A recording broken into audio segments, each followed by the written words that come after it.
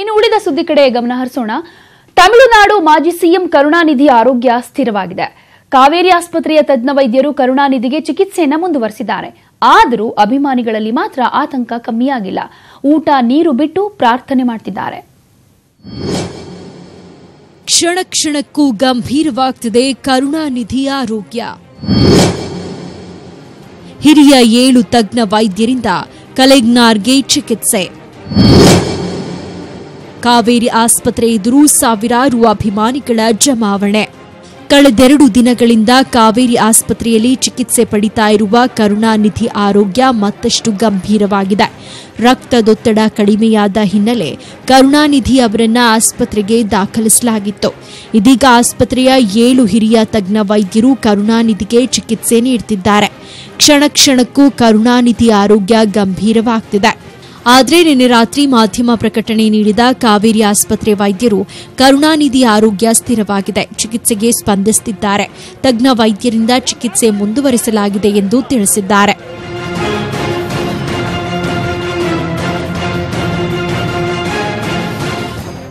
ಇತ್ತ ಕಾವೇರಿ ಆಸ್ಪತ್ರೆಗೆ ಭೇಟಿ ನೀಡಿ ಮಾತನಾಡಿದ ಡಿಎಂಕೆ ಮುಖಂಡ ಎ ರಾಜಾ, ಕರುಣಾನಿಧಿ ಅವರ ಆರೋಗ್ಯ ಸ್ಥಿರವಾಗಿದೆ. ಕಾರ್ಯಕರ್ತರು ಯಾವುದೇ ಭಯಪಡುವ ಅಗತ್ಯ ಇಲ್ಲ. ಕಾರ್ಯಕರ್ತರು ವದಂತಿಯನ್ನ ನಂಬಬಾರದು ಎಂದರು. தலைவர் கலைஞர் அவர்கள் நல்ல நிலையிலே இருக்கிறார். தொடர்ந்து அவருக்கு தீவிர சிகிச்சை பிரிவில் தொடர்ந்து அவர்களுக்கு தீவிர சிகிச்சை அளிக்கப்பட்டு வருகிறது. எனவே வதந்திகளை நம்ப வேண்டாம். சிறு பின்னடைவு ஏற்பட்டது உண்மைதான். அது முற்றிலுமாக மருத்துவ குழுவால் சீர் செய்யப்பட்டு விட்டது. ಕರುಣಾನಿಧಿ ಪುತ್ರ ಎಂಕೆ ಸ್ಟಾಲಿನ್ ಕೂಡ ಟ್ವೀಟ್ ಮಾಡಿದ್ದು ಅಭಿಮಾನಿಗಳು ಹಾಗೂ ಕಾರ್ಯಕರ್ತರು ಶಾಂತಿಯನ್ನ ಕಾಪಾಡಬೇಕೆಂದು ಮನವಿ ಮಾಡಿದ್ದಾರೆ.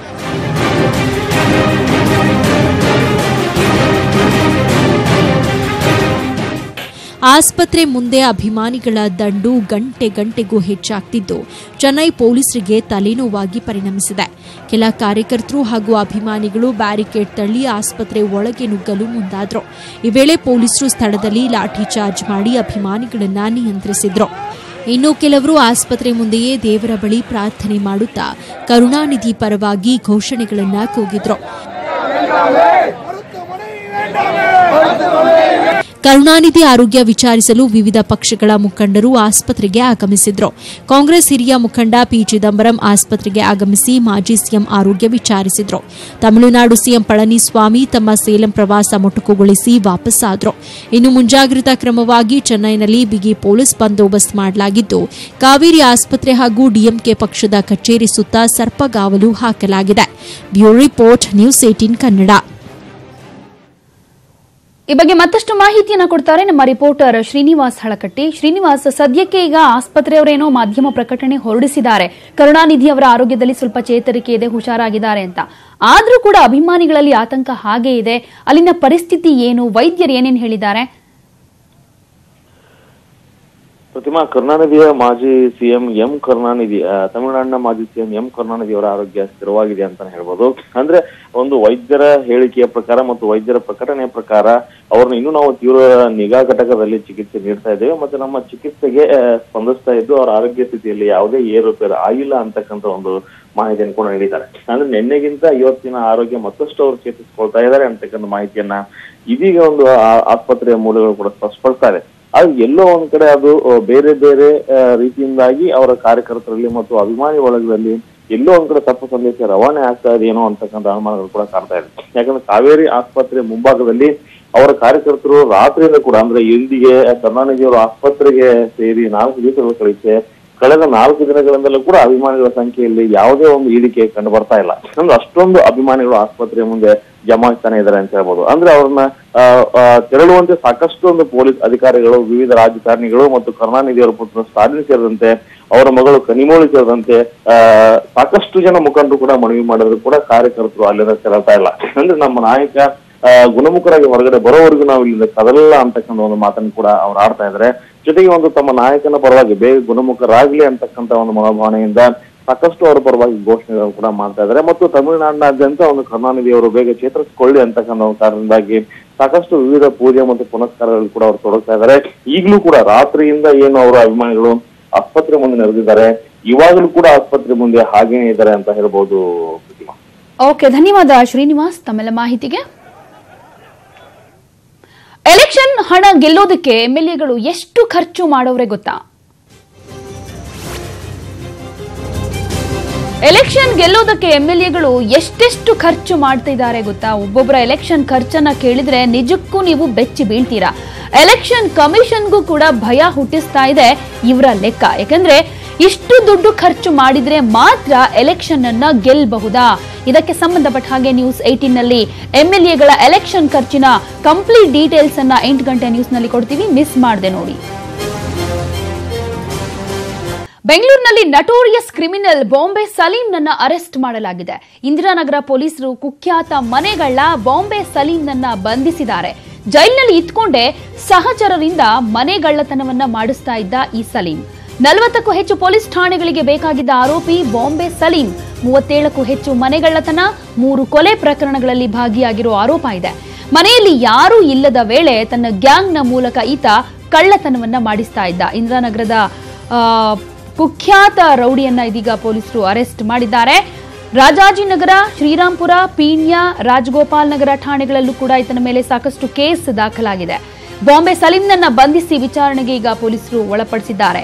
ಇಂದಿರಾನಗರ ಪೊಲೀಸರು ಈಗ ವಿಚಾರಣೆಯನ್ನ ಮುಂದುವರೆಸಿದ್ದಾರೆ, ಜೊತೆಗೆ ತನಿಖೆಯನ್ನ ಕೂಡ ಮಾಡ್ತಾ ಇದ್ದಾರೆ. ಯಾಕಂದ್ರೆ ಈತ ಜೈಲಿನಲ್ಲಿ ಇದ್ಕೊಂಡೇ ತನ್ನ ಗ್ಯಾಂಗ್ನ ಮೂಲಕ ಕಳ್ಳತನವನ್ನ ಮಾಡಿಸ್ತಾ ಇದ್ದ.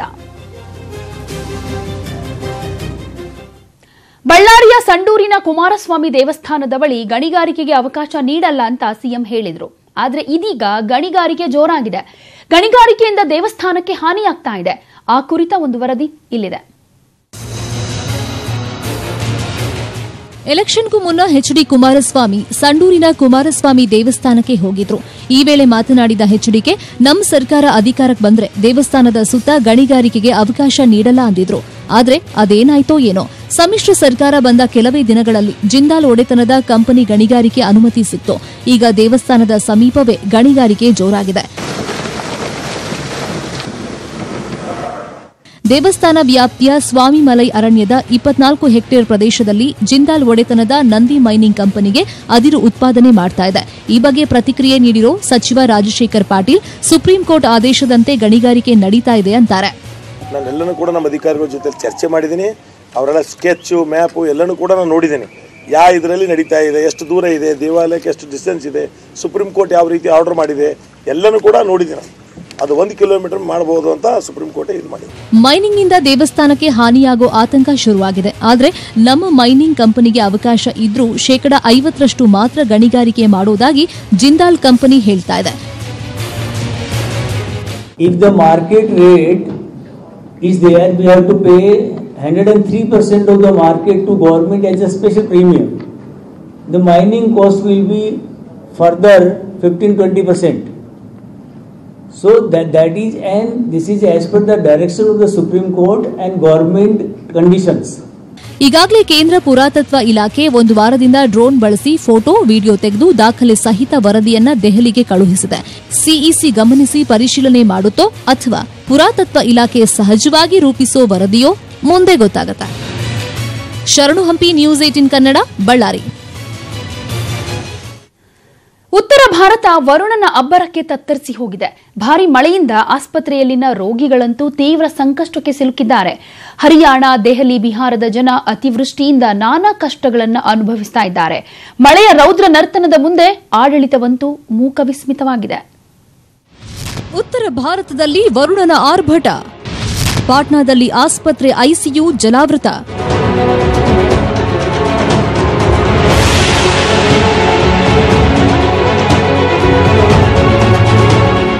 ಎಲ್ಲೆಲ್ಲೂ ಮಳೆಯ ನೀರು, ಹಳ್ಳ ಕೊಳ್ಳ, ರಸ್ತೆಗಳಷ್ಟೇ ಅಲ್ಲ, ಆಸ್ಪತ್ರೆಯ ಐಸಿಯುನಲ್ಲೂ ಮಳೆ ನೀರಿನದ್ದೇ ದೃಶ್ಯ. ಬಿಹಾರ ರಾಜಧಾನಿ ಪಾಟ್ನಾದಲ್ಲಿ ಮಳೆಯ ರುದ್ರ ನರ್ತನಕ್ಕೆ ಜನ ನಲುಗಿ ಹೋಗಿದ್ದಾರೆ. ನಳಂದ ಆಸ್ಪತ್ರೆಗೆ ಮಳೆ ನೀರು ನುಗ್ಗಿದ್ದು ಐಸಿಯುವನ್ನ ವರುಣ ಆವರಿಸಿಕೊಂಡ್ಬಿಟ್ಟಿದ್ದಾನೆ. ಧಾರಾಕಾರ ಸುರಿದ ಮಳೆ ನೀರು ಆಸ್ಪತ್ರೆಗೆ ನುಗ್ಗಿದ್ದು ಐಸಿಯುನಲ್ಲಿ ಸಣ್ಣಪುಟ್ಟ ಮೀನುಗಳು ಓಡಾಡ್ತಾ ಇವೆ. ಈ ಮಳೆ ನೀರಲ್ಲೇ ವೈದ್ಯರು ರೋಗಿಗಳಿಗೆ ಚಿಕಿತ್ಸೆ ಕೊಡ್ತಾ ಇದ್ದಾರೆ.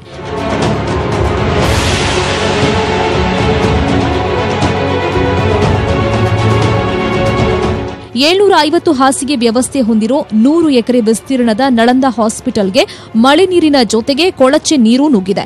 ಆಸ್ಪತ್ರೆಯಲ್ಲಿ ಮಂಡಿಯುದ್ದ ನಿಂತಿರೋ ನೀರಿನಿಂದ ರೋಗಿಗಳು ಸೇರಿದಂತೆ ಡಾಕ್ಟರ್ಸು ಪರದಾಡ್ತಾ ಇದ್ದಾರೆ. ಆಸ್ಪತ್ರೆಯಲ್ಲಿನ ಪರೀಕ್ಷಾ ಸಾಧನಗಳು, ವೈದ್ಯಕೀಯ ಯಂತ್ರೋಪಕರಣಗಳೆಲ್ಲವೂ ನೀರಲ್ಲಿ ಮುಳುಗೋಗಿವೆ. ಇಡೀ ಆಸ್ಪತ್ರೆ ನೆರೆಪೀಡಿತ ಪ್ರದೇಶದಂತಾಗಿದೆ.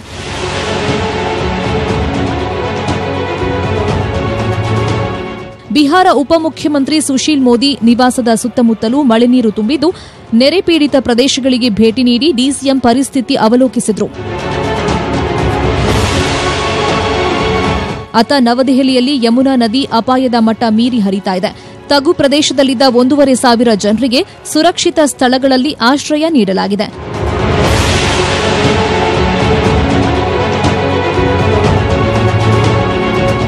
ಹರಿಯಾಣದಲ್ಲೂ ಪ್ರವಾಹ ಪರಿಸ್ಥಿತಿ ಇದ್ದು, ಸಿಎಂ ಮನೋಹರ್ ಲಾಲ್ ಖಟ್ಟರ್ ನೆರೆ ಪ್ರದೇಶಗಳಲ್ಲಿ ವೈಮಾನಿಕ ಸಮೀಕ್ಷೆ ನಡೆಸಿದರು. Bureau report, news 18 Kannada. Gauri Lankesh ಹತ್ಯೆ ಕೇಸ್ನಲ್ಲಿ ಎಸ್ಐಟಿ ಆಳವಾಗಿ ತನಿಖೆ ನಡೆಸಿದಷ್ಟು ಸ್ಫೋಟಕ ಮಾಹಿತಿ ಹೊರಬೀಳ್ತಾ ಇದೆ. ಪ್ರಕರಣದ ಪ್ರಮುಖ ಆರೋಪಿ ಅಮೋಲ್ ಕಾಳೆಗೆ ರಾಜ್ಯದ 4 ಮಂದಿ ಪ್ರಗತಿಪರ ಚಿಂತಕರ ಹತ್ಯೆಗೆ ವಿವರ ನೀಡಿದ್ದು ನಮ್ಮದೇ ರಾಜ್ಯದ ಕುಣಿಗಲ್ನ ಸುರೇಶ್ ಅನ್ನೋ ಭಯಾನಕ ಸತ್ಯ ತನಿಖೆಯಿಂದ ಗೊತ್ತಾಗಿದೆ. ಹೀಗಾಗಿ ಎಸ್ಐಟಿ ಸುರೇಶ್ನನ್ನ ಮತ್ತೆ ವಶಕ್ಕೆ ಪಡೆದುಕೊಂಡು ಕೋರ್ಟ್ ಮೊರೆ ಹೋಗಿದ್ದಾರೆ. ಪ್ರಗತಿಪರರ ಲಿಸ್ಟ್ ಕೊಟ್ಟಿದ್ದೆ ಕುಣಿಗಲ್ ಸುರೇಶ್. ಎಸ್ಐಟಿಯಿಂದ ಅಮೋಲ್ ಕಾಳೆ ಬಣ್ಣ ಬಯಲು. ಗೌರಿ ಲಂಕೇಶ್ ಹತ್ಯೆಗೆ ಸಂಚು ರೂಪಿಸಿದ್ದ ಮಹಾರಾಷ್ಟ್ರದ ಅಮೋಲ್ ಕಾಳೆಗೆ ರಾಜ್ಯದ 4 ಚಿಂತಕರ ಹೆಸರು ಹಾಗೂ ವಿಳಾಸ ಕೊಟ್ಟಿದ್ದೆ ಕುಣಿಗಲ್ನ ಸುರೇಶ್ ಎಂಬ ಸ್ಫೋಟಕ ಮಾಹಿತಿ ಹೊರಬಿದ್ದಿದೆ.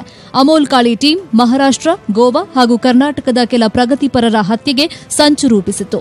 ಆಗ ಸಂಪರ್ಕಕ್ಕೆ ಸಿಕ್ಕಿದ್ದ ಕುಣಿಗಲ್ನ ಸುರೇಶ್ಗೆ ಕರ್ನಾಟಕದ ವಿಚಾರವಾದಿಗಳ ಬಗ್ಗೆ ಮಾಹಿತಿ ಕಲೆ ಹಾಕೋ ಕೆಲಸ ಕೊಟ್ಟಿದ್ದಂತೆ.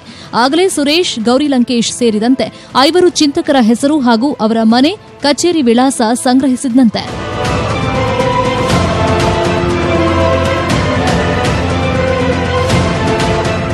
ಎಲ್ಲ ಮಾಹಿತಿಗಳನ್ನ ಚೀಟಿಯೊಂದರಲ್ಲಿ ಬರೆದು ಮಂಗಳೂರು ಕೆಎಸ್ಆರ್ಟಿಸಿ ಬಸ್ ನಿಲ್ದಾಣದಲ್ಲಿ ಕಾಳೆಗೆ ತಲುಪಿಸಿದ್ದ ಅಂತ ಎಸ್ಐಟಿ ಮೂಲಗಳಿಂದ ತಿಳಿದು ಬಂದಿದೆ. ಅಮೋಲ್ ಕಾಳೆ ಹಾಗೂ ಇತರೆ ಆರೋಪಿಗಳಿಗೆ ತನ್ನ ಮನೆಯಲ್ಲಿ ಆಶ್ರಯ ಕೊಟ್ಟಿದ್ದ ಸುರೇಶ್ ಗೌರಿ ಹತ್ಯೆ ಬಳಿಕ ಸಾಕ್ಷ್ಯ ನಾಶಕ್ಕೂ ಯತ್ನಿಸಿದ್ದಾನೆ. ಕೃತ್ಯಕ್ಕೆ ಬಳಸಿದ ವಸ್ತುಗಳನ್ನು ಬಚ್ಚಿಡೋದಕ್ಕಾಗಿ ಆತ ತನ್ನ ಪರಿಚಿತ ಗಂಗಯ್ಯ ಅವರ ಅಂಗಡಿ ಮಳಿಗೆಯನ್ನ ಬಾಡಿಗೆ ಪಡೆದಿದ್ದಂತೆ. ಹಂತಕರಿಗೆ ಬೈಕ್ ನೀಡಿದ್ದೇ ಕುಣಿಗಲ್ ಸುರೇಶ್. ಗೌರಿ ಹಂತಕರಿಗೆ ಸುರೇಶ್ನೇ ಬೈಕ್ ಕೊಟ್ಟಿದ್ದ ಎಂಬ ಸಂಶಯ ವ್ಯಕ್ತವಾಗಿದೆ. ಆ ಬೈಕ್ ಜಪ್ತಿ ಮಾಡಬೇಕಾದ ಕಾರಣ ಹಾಗೂ ಸುರೇಶ್ನನ್ನ ವಶಕ್ಕೆ ನೀಡಿ ಅಂತ ಎಸ್ಐಟಿ ಮನವಿ ಮಾಡಿದೆ. ಇನ್ನು ಪ್ರಕರಣದಲ್ಲಿ ಬಂಧಿತನಾಗಿರೋ ಮೋಹನ್ ನಾಯ್ಕ್ ಸಂಬಂಧಿಗಳಾದ ಸುಳ್ಯ ತಾಲೂಕು ಕೊಲ್ಲಮೊಗ್ರದ ಯತೀಶ್ ಮೊಗ್ರ, ಯತಿನ್ ಅಂಬೇಕಲ್ಲು, ಕುಮುದಾಕ್ಷ ಜಾಲುಮನೆ ಅನ್ನೋರಿಗೆ ವಿಚಾರಣೆಗೆ ಬರುವಂತೆ ಎಸ್ಐಟಿ ನೋಟಿಸ್ ಕೊಟ್ಟಿದೆ. ಇವತ್ತು ವಿಚಾರಣೆಗೆ ಬರೋ ಸಾಧ್ಯತೆ ಇದೆ. Kiran KN, News 18 Kannada, Bengaluru. ಕಲ್ಪತರು ಬೆಳೆಗಾರರ ಕೃಷಿಗೆ ಈಗ ಕುತ್ತು ಬಂದಿದೆ. ದೇಶ ವಿದೇಶಗಳ ತಳಿ ನೀಡ್ತಾ ಇದ್ದ ಕೇಂದ್ರವೇ ಈಗ ಮಾಯವಾಗಿದೆ. ಲೀಸ್ ಕಟ್ಟೋಕೆ ಆಗದೆ ಹೋಗ್ತಾ ಇದೆಯಾ? ಹಾಗಾದ್ರೆ ಉಳಿಸಿಕೊಳ್ಳೋ ಅಧಿಕಾರಿಗಳ ನಿರ್ಲಕ್ಷ್ಯದಿಂದ ಈ ರೀತಿ ಆಗ್ತಾ ಇದೆಯಾ? ಇದಕ್ಕೆ ಸಂಬಂಧಪಟ್ಟ ಹಾಗೆ ಕಂಪ್ಲೀಟ್ ಡೀಟೇಲ್ಸ್ ಅನ್ನ 8 ಗಂಟೆಯ ಬಿಗ್ ಬ್ರೇಕಿಂಗ್ ನ್ಯೂಸ್ ನಲ್ಲಿ ಕೊಡ್ತೀವಿ, ಮಿಸ್ ಮಾಡದೆ ನೋಡಿ.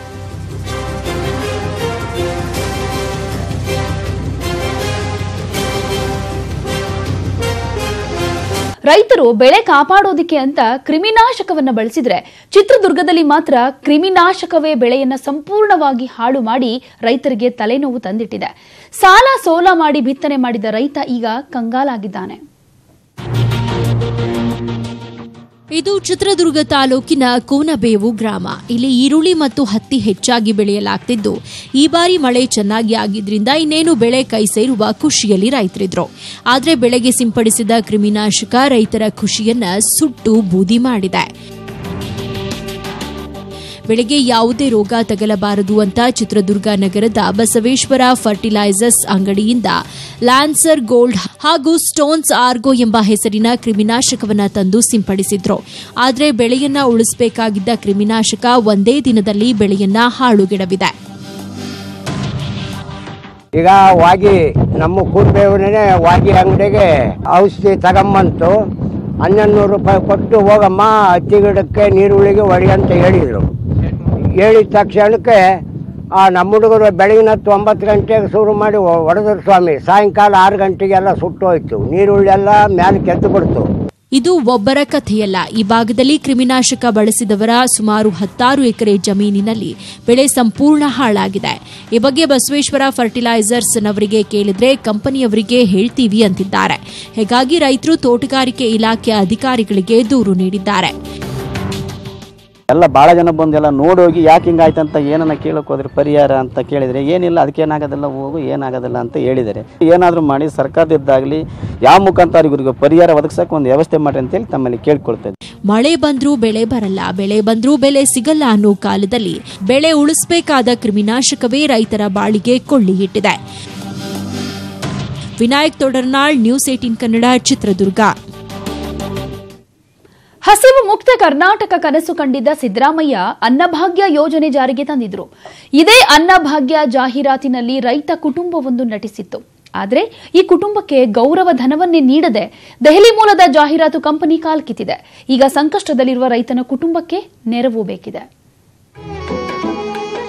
ಸರ್ಕಾರ ಅನ್ನಭಾಗ್ಯ ಕೊಟ್ಟು ನಮ್ಮ ದೇಶ ಕರ್ನಾಟಕನ ಕಾಪಾಡ್ತಾ ಇದ್ದಾರೆ ಅಂತ ನಾವು ಹೆಮ್ಮೆಯಿಂದ ಹೇಳ್ಕೊಬಹುದು. ಪುಣ್ಯಾತ್ಮ ಸಿದ್ದರಾಮಯ್ಯ ಇಲ್ಲಿದ್ದಾನೆ, ಅದರಿಂದ ನಾವು ಇವತ್ತು ಜನ ಅನ್ನ ತಿಂತಾ ಇದ್ದೀವಿ. ಅದು ನಮ್ಮ ಸಿದ್ದರಾಮಯ್ಯನವರಿಗೆ ನಾನು ಧನ್ಯವಾದಗಳು ಹೇಳಕ್ಕೆ ಇಷ್ಟಪಡ್ತೀನಿ. ನವ ಕರ್ನಾಟಕ ನಿರ್ಮಾಣಕ್ಕೆ ಸದಾ ಸಿದ್ಧ ಸರ್ಕಾರ. ನೋಡಿದ್ರಲ್ಲ, ಈ ಜಾಹೀರಾತು ಗ್ರಾಮೀಣ ಭಾಗದ ರೈತಾಪಿ ಕುಟುಂಬದ ಚಿತ್ರಣವನ್ನೇ ಬದಲಿಸಿತ್ತು. ಇದೇ ಜಾಹೀರಾತಿನಲ್ಲಿ ನಟಿಸಿದ ಕುಟುಂಬದ 5 ಜನಪ್ರಿಯತೆ ಗಳಿಸಿದ್ರು. ಬೆಂಗಳೂರು ಗ್ರಾಮಾಂತರ ಜಿಲ್ಲೆ ದೊಡ್ಡಬಳ್ಳಾಪುರ ತಾಲೂಕಿನ ಮರೇನಹಳ್ಳಿಯ ಇವರು ಮಿಶ್ರ ಬೇಸಾಯ ಮಾಡಿಕೊಂಡು ಪ್ರಗತಿಪರ ರೈತರಾಗಿದ್ದಾರೆ. ಜಮೀನಿನಲ್ಲಿ ಬೆಳೆದಿದ್ದ ನೀಲಗಿರಿ ತೆರವು ಮಾಡಿ ಸಾವಯವ ಕೃಷಿ ಮಾಡುತ್ತಿದ್ದಾರೆ. ವಾರ್ತಾ ಇಲಾಖೆಯ ಅಡಿಯಲ್ಲಿ ಚಿತ್ರೀಕರಣಗೊಂಡ ಈ ಜಾಹೀರಾತಿನಲ್ಲಿ ರಾಜು ತಾಯಿ, ಪತ್ನಿ, 2 ಮಕ್ಕಳು ನಟಿಸಿದ್ರು. ಆದರೆ ಜಾಹೀರಾತಿನಲ್ಲಿ ನಟಿಸಿದ್ದ ಈ ಕುಟುಂಬಕ್ಕೆ ಗೌರವ ಧನವನ್ನೇ ನೀಡದೆ ದೆಹಲಿ ಮೂಲದ ಜಾಹೀರಾತು ಕಂಪನಿ ವಂಚಿಸಿರುವ ಆರೋಪ ಕೇಳಿಬಂದಿದೆ. ಸರ್ಕಾರವೂ ಇತ್ತ ತಿರುಗಿ ನೋಡಿಲ್ಲ. ಅನ್ನಭಾಗ್ಯ ಜಾಹೀರಾತಲ್ಲಿ ನಮ್ಮನ್ನು ಬಳಸ್ಕೊಂಡ್ರು. ನಾವು 5 ಜನ ಫ್ಯಾಮಿಲಿ ನಟಿಸಿದ್ವಿ. ನಮಗೇನು ಅದರಿಂದ ಒಂದು ರೂಪಾಯಿ ಅಲ್ಲ, 1 ಪೈಸೆನೂ ಉಪಯೋಗ ಇಲ್ಲ. ಆದರೆ ಪ್ರೈವೇಟ್ನವರು ತುಂಬ ಕೋಟಿಗಳು ತೊಗೊಂಡಿದ್ದಾರೆ ಅಂತ ಪೇಪರಲ್ಲೂ ಕೊಟ್ಟಿದ್ದಾರೆ. ಒಂದೊಂದು ನಿಮಿಷ ಅಡ್ವರ್ಟೈಸ್ ಮಾಡೋದಕ್ಕೆ 10,000 ತೊಗೊಂಡಿದ್ದಾರೆ ಅಂತ. ರೈತರ ಹೆಸರು ಪ್ರಮಾಣ ವಚನ ಮಾಡ್ತಾರೆ, ಬಟ್ ರೈತರನ್ನ ಬಳಸ್ಕೊಂತಾರೆ. ಆದರೆ ರೈತರನ್ನ ಮಾತ್ರ ಯಾರು ಇದು ಮಾಡಲ್ಲ. ಜಾಹೀರಾತಿನಿಂದ ಮನೆಯ ಯಜಮಾನ ಅನ್ನಭಾಗ್ಯ ರಾಜಣ್ಣ ಅಂತಾನೆ ಫೇಮಸ್ ಆಗಿದ್ದಾರೆ. ರಾಜು ಅವರ ಕಿರಿ ಮಗ ನಂದರಾಜ್ ಗೌಡ ಅನಾರೋಗ್ಯದಿಂದ ಬಳಲುತ್ತಿದ್ದು ಚಿಕಿತ್ಸೆಗೆ ಹಣವಿಲ್ಲದೆ ಪರದಾಡ್ತಿದ್ದಾರೆ. ಸಿದ್ದರಾಮಯ್ಯ ಮನೆ ಬಾಗಿಲಿಗೆ ಅಲೆದ್ರೂ ಯಾವುದೇ ನೆರವು ಸಿಕ್ಕಿಲ್ವಂತೆ. ಜಾಸ್ತಿ ನೋವು ಬರೋ ಸರ್, ಹೊಟ್ಟೆ ಎಲ್ಲ ನೋವು ಬರುತ್ತೆ. ಇಲ್ಲಿ ನೋವು ಬಂದಾಗ ಇಲ್ಲೆಲ್ಲ ಫುಲ್ ನೋವು, ಈ ಸೈಡ್ ಎಲ್ಲ ನೋವು ಬರೋದು ಒಂಥರ ಏನೋ ಒಂಥರ ಎಲ್ಲ ನೋವು ಬಂದಂಗೆ ಆಗೋದು ಸರ್. ಸುಸ್ತಾಗಿ ಮಲ್ಕೊಂಬಿಡೇ ಹಂಗಾಗೋದು. ತುಂಬಾನೇ ಅಳುವು ಬರ್ತಾಯಿತ್ತು ಸರ್. ನಾನು ನಮ್ಮ ಯಜಮಾನ್ರ ಅಳದೇ ದಿವಸನೇ ಇಲ್ಲ ಸರ್. ಇನ್ನೊಂದು ದಿವಸದಲ್ಲಿ ಬ್ಲಡ್ ಚೆಕಪ್ ಮಾಡಿಸ್ತಾರೆ, ಅಲ್ಗೋಗ್ರಿ ಇಲ್ಗೋಗ್ರಿ ಅಂತ ಇದ್ರು. ಅಲ್ಲಿ ರಿಪೋರ್ಟ್ಗಳು ತರಕ್ಕೆ ಇವತ್ತು ಬರ್ರಿ ನಾಳೆ ಬರ್ರಿ ಅಂತ ಇದ್ರು. ಈ ತರ ತುಂಬಾನೇ ಹಿಂಸೆ ಪಟ್ವಿ ಸರ್. ಮಗನ ಚಿಕಿತ್ಸೆಗೆ ಹಣವಿಲ್ಲದೆ ರಾಜು ಕುಟುಂಬ ಪರದಾಡ್ತಾ ಇದೆ. ಇನ್ನಾದರೂ ಸರ್ಕಾರ ನೊಂದ ರೈತನಿಗೆ ಜಾಹೀರಾತು ಕಂಪನಿಯಿಂದ ಗೌರವಧನ ಕೊಡಿಸಿ ಸಂಕಷ್ಟದಲ್ಲಿರುವ ಕುಟುಂಬಕ್ಕೆ ನೆರವಾಗಬೇಕಿದೆ. ನವೀನ್, ನ್ಯೂಸ್ 18 ಕನ್ನಡ, ಚಿಕ್ಕಬಳ್ಳಾಪುರ. ಕೋಲಾರದಲ್ಲಿ ಸರ್ಕಾರಿ ಜಾಗವನ್ನ ಯಾರೋ ಕಬಳಿಸಿದ್ದಾರೆ, ನೀವೂ ಹೋಗಿ ಗುಡಿಸಲು ಹಾಕ್ರಿ ಅಂತ ಗ್ರಾಮ ಪಂಚಾಯಿತಿ ಸದಸ್ಯ ಪಿ ಮಂಜುನಾಥ್ ಹೇಳಿದ್ದೇ ತಡ ಜನರೆಲ್ಲ ಸಿಕ್ಕ ಕಡೆಯಲ್ಲಿ ಗುಡಿಸಲು ಹಾಕಿ ನಮಗೆ ಜಾಗ ಕೊಡಿ ಅಂತ ಕುಳಿತೇ ಬಿಟ್ರು. ಅದ್ಯಾಕೆ ಅಂತೀರಾ? ಈ ಸ್ಟೋರಿ ನೋಡಿ. ಹೀಗೆ ಅಲ್ಲಲ್ಲಿ ಗುಡಿಸಲು ಹಾಕಿರೋ ದೃಶ್ಯಗಳು, ಬೆಟ್ಟಗಳ ಮೇಲೆ ಹತ್ತುತ್ತಿರೋ ಜನರು, ಮತ್ತೊಂದೆಡೆ ಡಾಕ್ಟರ್ ಬಿಆರ್ ಅಂಬೇಡ್ಕರ್ ಫೋಟೋ ಎದುರು ಮಹಿಳೆಯರು ಕೂತು ಧರಣಿ ನಡೆಸ್ತಾ ಇರೋ ದೃಶ್ಯಗಳು ಕಂಡುಬಂದಿದ್ದು ಕೋಲಾರ ತಾಲೂಕಿನ ನರಸಾಪುರದ ವೇಮಗಲ್ ರಸ್ತೆಯಲ್ಲಿ. ನರಸಾಪುರ ಪಂಚಾಯಿತಿ ವ್ಯಾಪ್ತಿಯ ಸರ್ವೆ ನಂಬರ್ 5ರಲ್ಲಿ ರಮೇಶ್ ಅನ್ನೋರು ಸರ್ಕಾರಕ್ಕೆ ಸೇರಿದ 3 ಎಕರೆ 17 ಗುಂಟೆ ಜಾಗವನ್ನ ಒತ್ತುವರಿ ಮಾಡಿದ್ದಾರೆ. ಹೀಗಾಗಿ ಪಕ್ಕದಲ್ಲಿರೋ ಜಾಗವನ್ನ ನಮಗೆ ಬರೆದು ಕೊಡಿ ಅಂತ ದಲಿತರು ಬೆಟ್ಟ ಗುಡ್ಡ ಹಾಗೂ ಖರಾಬ್ ಜಾಗದಲ್ಲಿ ಗುಡಿಸಲು ಹಾಕಿಕೊಂಡಿದ್ದಾರೆ. 7 ಕೋಟಿ ಪ್ರಾಪರ್ಟಿ ಇದು. ಈ 3 ಎಕರೆ 17 ಗುಂಟೆ 7 ಕೋಟಿ ರೂಪಾಯಿ ಪ್ರಾಪರ್ಟಿ ಇದು. ಇದನ್ನ ಕಬ್ಬಳಿಸ್ಕೋಬೇಕಂತ ಇಲ್ದಿರೋ ರಾಜಕಾರಣ ಸೃಷ್ಟಿ ಮಾಡಿ ಅಲ್ಲೇ ಇಲ್ಲೇ ಇವ್ರಿಗೆ ಫೋನ್ಗಳು ಮಾಡ್ಕೊಂಡು ಗೊಂದಲಗಳು ಮಾಡ್ಕೊಂಡು ಇಲ್ಲಿ ನಿರ್ಗತರಿಗೆಲ್ಲ ಇವರು ಹಣ ಇದು ಕೊಡ್ತಾ ಇದಾರೆ, ತೊಂದರೆ ಕೊಡ್ತಾ ಇದಾರೆ. ಆದರೆ ಜಮೀನು ಮಾಲೀಕ ಶ್ರೀನಿವಾಸ್ ಮಾತ್ರ ಸರ್ಕಾರದ ಹರಾಜು ಪ್ರಕ್ರಿಯೆಯಲ್ಲಿ ಭೂಮಿ ಖರೀದಿಸಿದ್ದೇನೆ, ಇವರೆಲ್ಲ ನಮ್ಮ ಜಾಗವನ್ನ ಒತ್ತುವರಿ ಮಾಡಲು ಯತ್ನಿಸುತ್ತಿದ್ದಾರೆ ಎಂದಿದ್ದಾರೆ. ನಮ್ಮ ಸರ್ಕಾರಿ ದಾಖಲೆ ಪ್ರಕಾರ ಇದು ನಕ್ಕಲಗುಟ್ಟೆ ಖರಾಬು ಸರ್ವೆ ನಂಬರ್ 5, 3 ಎಕರೆ 17 ಗುಂಟೆ ಜಮೀನಿದೆ. ಇದರಲ್ಲಿ ಖಾಸಗಿಯರಿಗೂ ಮತ್ತು ಊರಿನ ಸೈಟ್ಲೆಸ್ ಪರ್ಸನ್ಗೂ ಸ್ವಲ್ಪ ಡಿಸ್ಪ್ಯೂಟ್ ಆಗಿ ಇದಾಗಿದೆ. But it is purely government land. ಅವರೇನೋ ನಮ್ಮಲ್ಲಿ ದಾಖಲೆ ಇದೆ ಕೊಡ್ತೀವಿ ಅಂತ ಹೇಳ್ತಾ ಇದ್ದಾರೆ, ಅದ್ರ ವೆರಿಫೈ ಮಾಡ್ತೀವಿ, ತೊಂದರೆ ಇಲ್ಲ. ಈ ವೇಳೆ ಜಮೀನು ಮಾಲೀಕರ ಮಧ್ಯೆ ವಾಗ್ವಾದ ಜಾಸ್ತಿ ಆಗ್ತಾ ಇದ್ದ ಹಾಗೆ ಸ್ಥಳಕ್ಕೆ ಬಂದ ವೇಮಗಲ್ ಪೊಲೀಸರು ಪರಿಸ್ಥಿತಿ ಹತೋಟಿಗೆ ತರಲು ಹರಸಾಹಸ ಪಟ್ಟರು. ರಘುರಾಜ್, ನ್ಯೂಸ್ 18 ಕನ್ನಡ, ಕೋಲಾರ. 3 ವರ್ಷಗಳ ಹಿಂದೆ ಎದೆಯುದ್ದ ಬೆಳೆದ ಮಗ ರಕ್ಕಸ ಗುಂಡಿಗೆ ಬಲಿಯಾದ. ಇದರಿಂದ ನೊಂದ ತಂದೆ ಒಂದಷ್ಟು ದಿನ ನೋವುಂಡ್ರು. ಬಳಿಕ ತನ್ನ ಮಗನಿಗಾದ ಗತಿ ಬೇರೆ ಯಾರಿಗೂ ಆಗಬಾರದು ಅಂತ ಡಿಸೈಡ್ ಮಾಡಿದ್ರು. ಪರಿಣಾಮ ಮುಂಬೈನಲ್ಲಿ ಬರೋಬ್ಬರಿ 556 ಗುಂಡಿಗಳನ್ನು ಮುಚ್ಚಿದ್ದಾರೆ.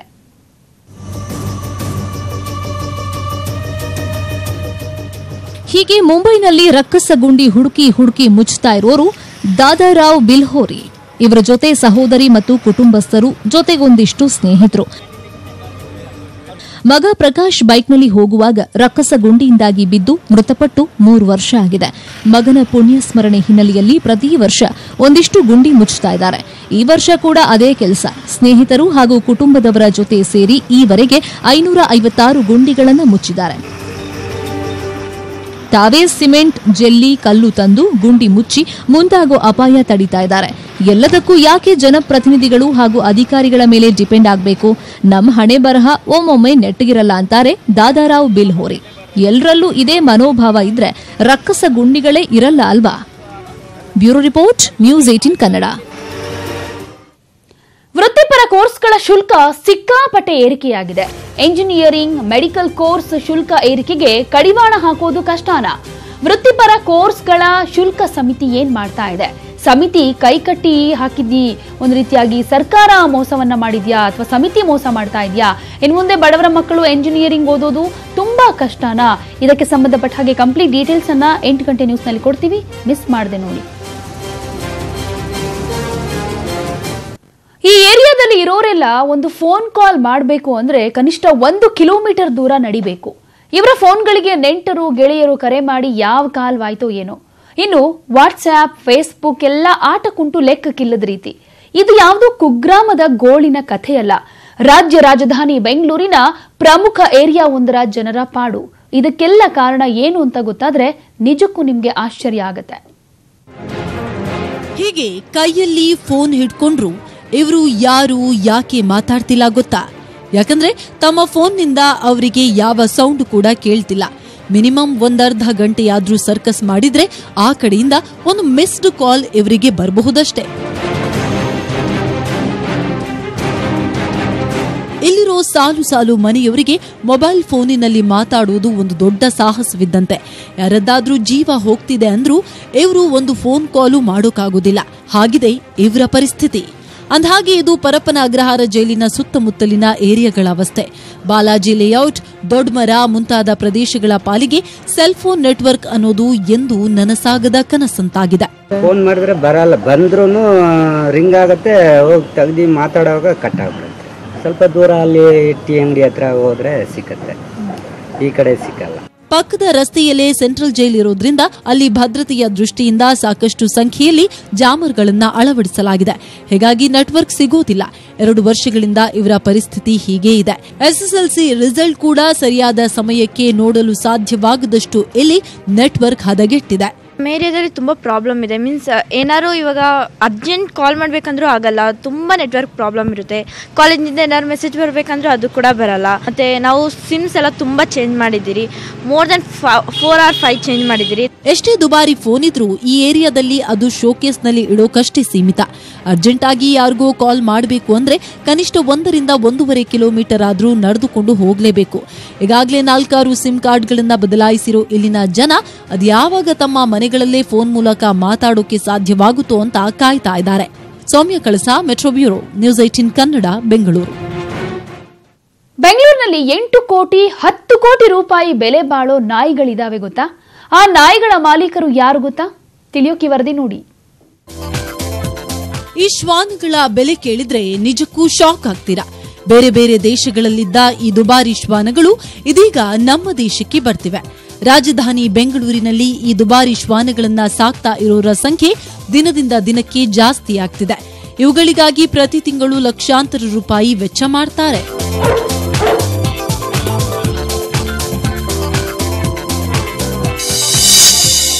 ಚೈನಾದ ಟಿಬೇಟಿಯನ್ ಮ್ಯಾಸ್ಟಿಫ್ 10 ಕೋಟಿ.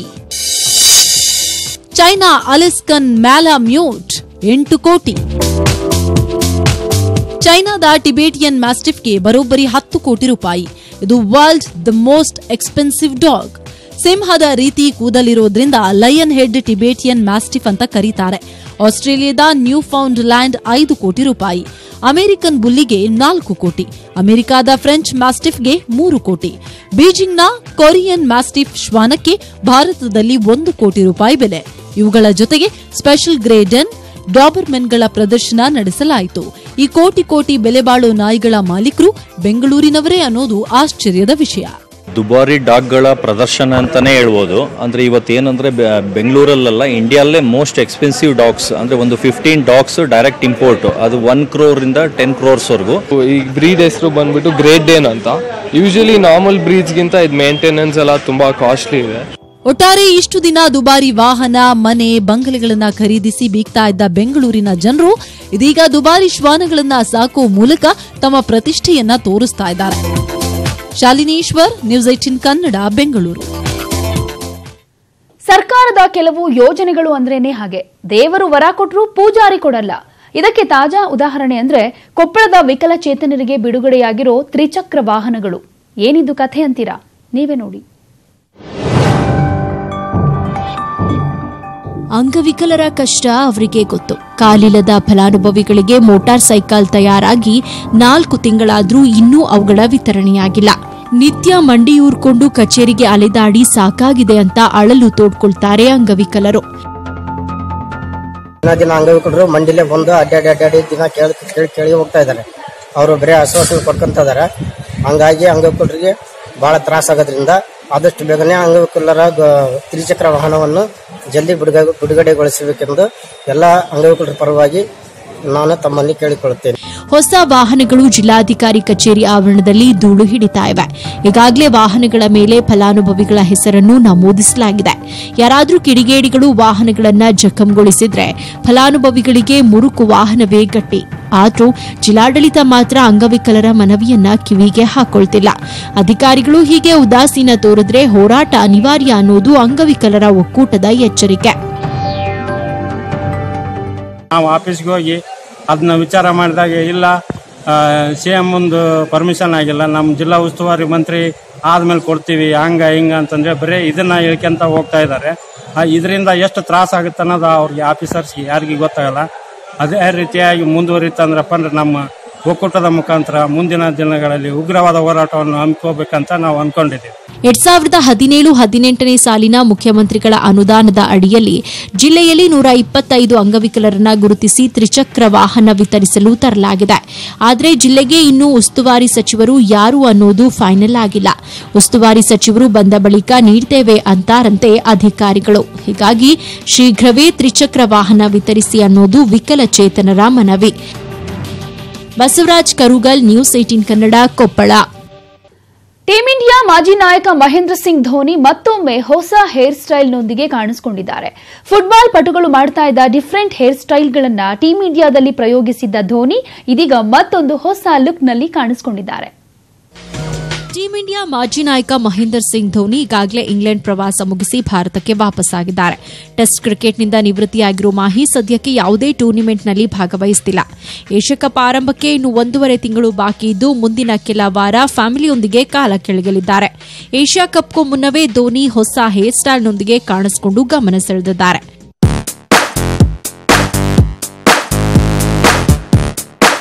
ಪ್ರತಿ ಬಾರಿಯ ಐಪಿಎಲ್ ಸೀಸನ್ನಲ್ಲಿ ಡಿಫರೆಂಟ್ ಲುಕ್ನಲ್ಲಿ ಕಾಣಿಸಿಕೊಳ್ಳುವ ಮಾಹಿ ಫುಟ್ಬಾಲ್ ಪ್ಲೇಯರ್ಸ್ ಮಾಡ್ತಾ ಇದ್ದ ಚಿತ್ರ ವಿಚಿತ್ರ ಹೇರ್ ಸ್ಟೈಲ್ಗಳನ್ನು ಟೀಂ ಇಂಡಿಯಾಕ್ಕೆ ಪರಿಚಯಿಸಿದ್ರು. ಇದೀಗ ತಮ್ಮ ಹಳೆಯ ಹೇರ್ ಸ್ಟೈಲ್ ಕಡೆಗೆ ಮನಸ್ಸು ಮಾಡಿದ್ದಾರೆ.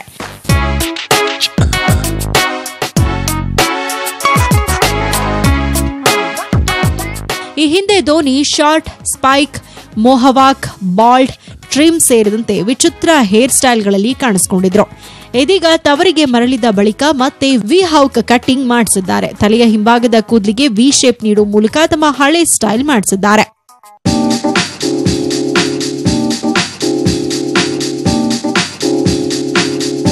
ಧೋನಿ ಹೇರ್ ಸ್ಟೈಲ್ ಮೂಲಕ ಚರ್ಚೆಗೆ ಬರುವುದು ಇದೇ ಮೊದಲಲ್ಲ. ಉದ್ದದ ಕೂದಲು ಬಿಟ್ಟು ಕ್ರಿಕೆಟ್ ವೃತ್ತಿ ಶುರು ಮಾಡಿದ್ದ ಧೋನಿ ಆಗಾಗ ತಮ್ಮ ಹೇರ್ ಸ್ಟೈಲ್ ಬದಲಿಸುತ್ತಲೇ ಸುದ್ದಿಯಾಗ್ತಾರೆ. Sagar Kannemane, sports bureau, News 18 Kannada. ಇದಿಷ್ಟು ಇವತ್ತಿನ ಕನ್ನಡ ನಾಡಿಯಲ್ಲಿನ ಪ್ರಮುಖ ಸುದ್ದಿ. ನೋಡ್ತಾ ಇರಿ ನ್ಯೂಸ್ 18 ಕನ್ನಡ. ಜಾಲ ನಮ್ಮದು, ಬಲ ನಿಮ್ಮದು.